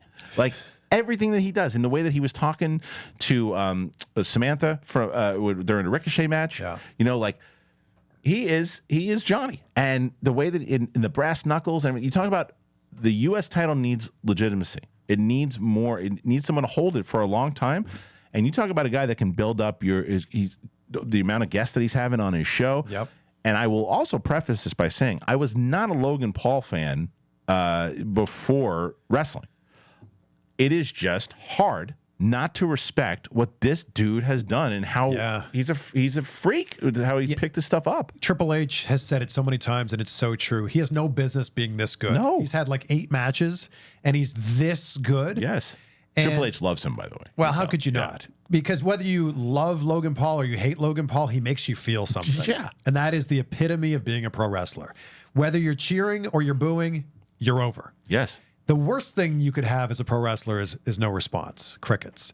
I think Logan Paul wins this match because SummerSlam's in Cleveland.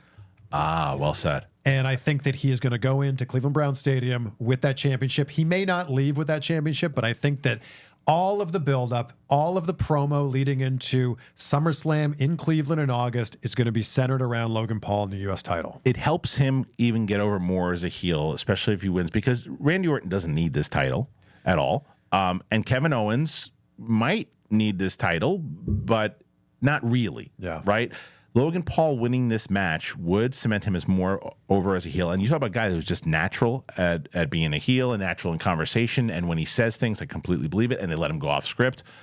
I'm gonna predict that Logan Paul wins, and I'm gonna say I want him to win. Ooh, okay. Okay. All right. Here is, and I'd also say, big fan of all three. And Randy Orton's another guy, real quick. One of the all-time greats.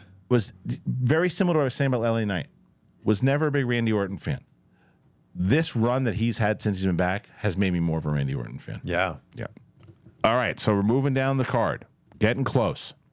And this is that match that you talked about. Yeah, and I feel bad for Bayley. I just feel like you win the Royal Rumble, that the focus should be on you. You should be part of one of the main storylines.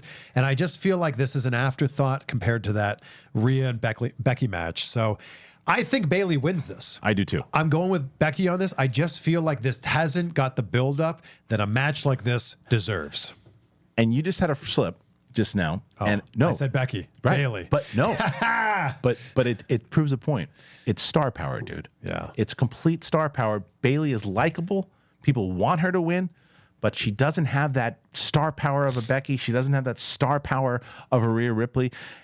And if she did, the focus would very much be on this match. But they're respected wrestlers. People are going to be into this match. It's going to be a great match. It's going to be a great match, but it doesn't have that star power flair that the other one. That's what it is. Yeah. So I agree with you. I think that Bayley wins this match. There's going to be some interference, for sure, but then she'll wind up winning. There might be some big turn here. Who knows? But overall, I think Bayley wins and takes the title. All right. So this is the one that I am torn on, because I think as you were talking about before with Seth Rollins and Drew McIntyre, this is all about night one. His name's Seth freaking Rollins, by the way. I apologize. So whatever happens in night one is going to lead to the outcome of this match.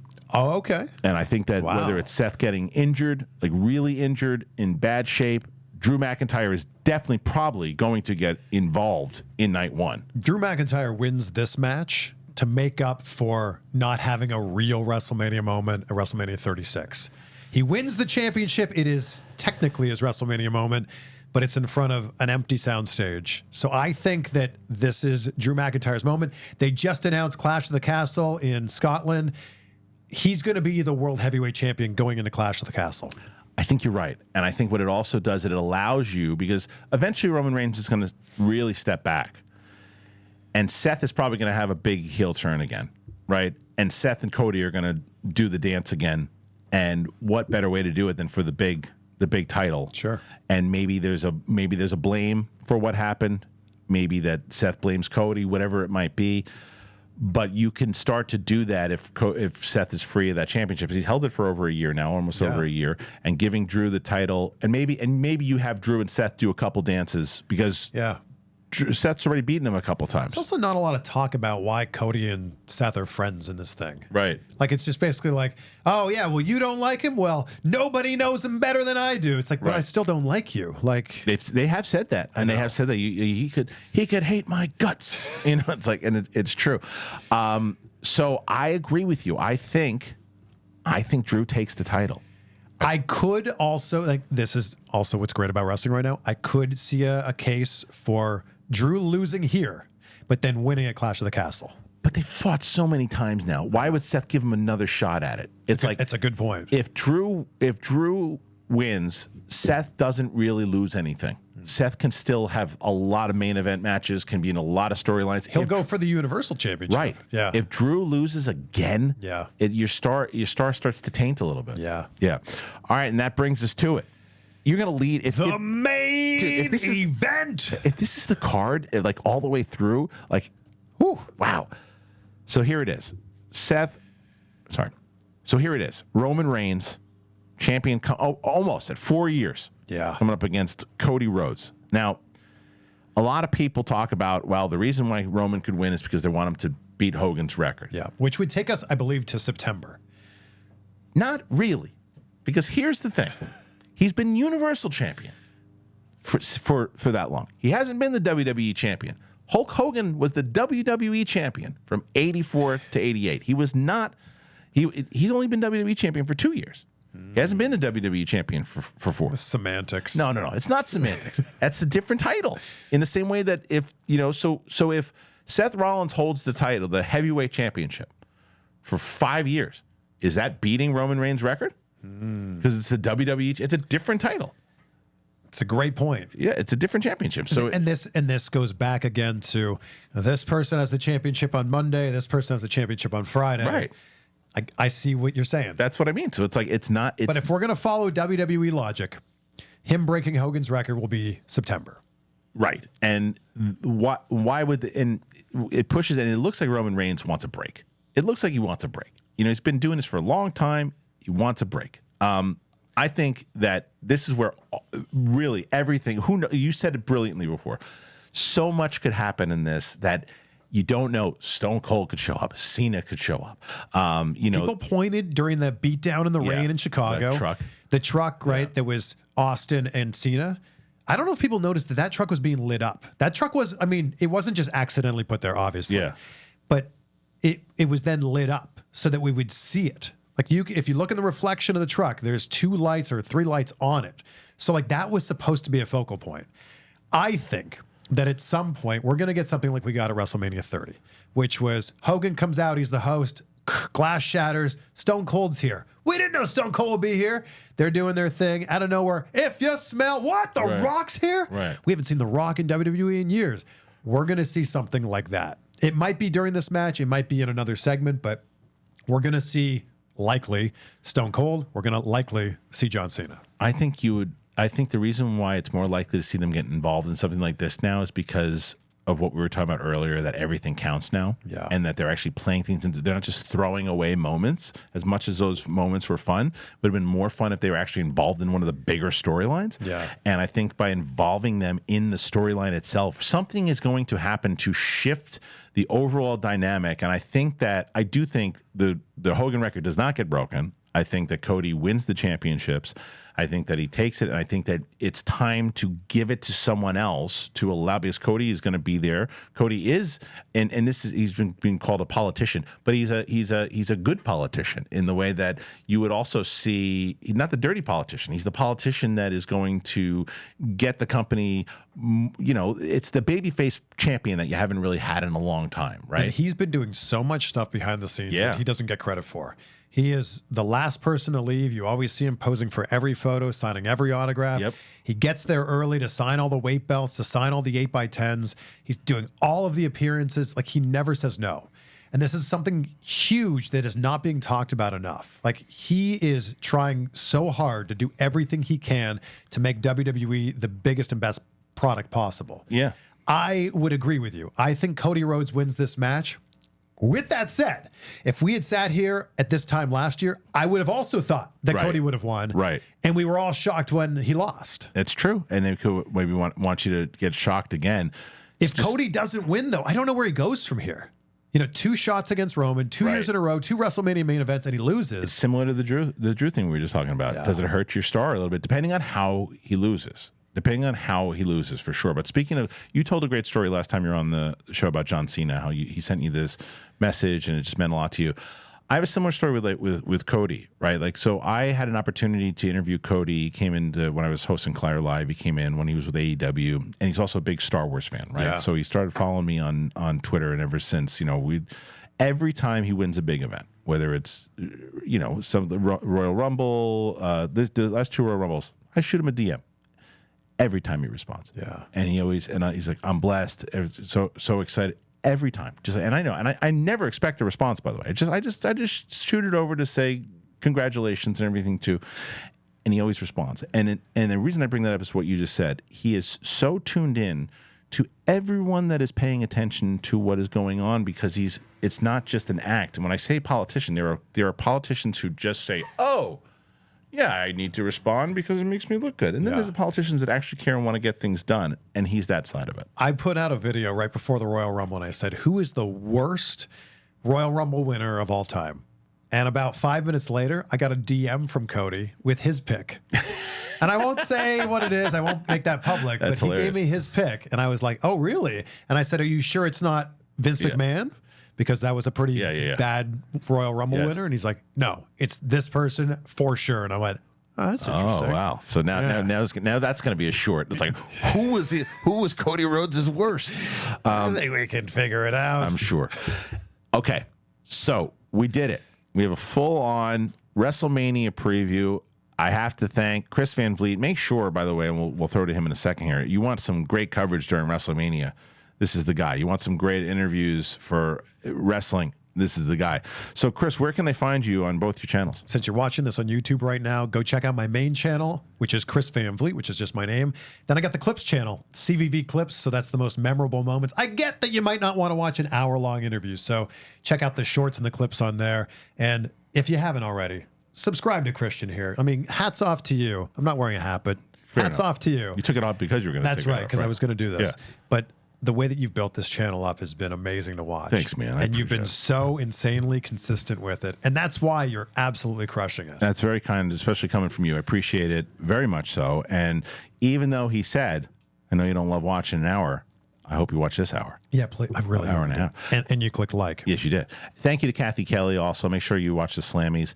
This is a full weekend, man. You got a lot. You got the Hall of Fame coming up. Kudos to and big shout out to my boy Paul Heyman and the others too here. So thank you guys for joining us. WrestleMania weekend. Chris Van Vliet, thank you, my friend.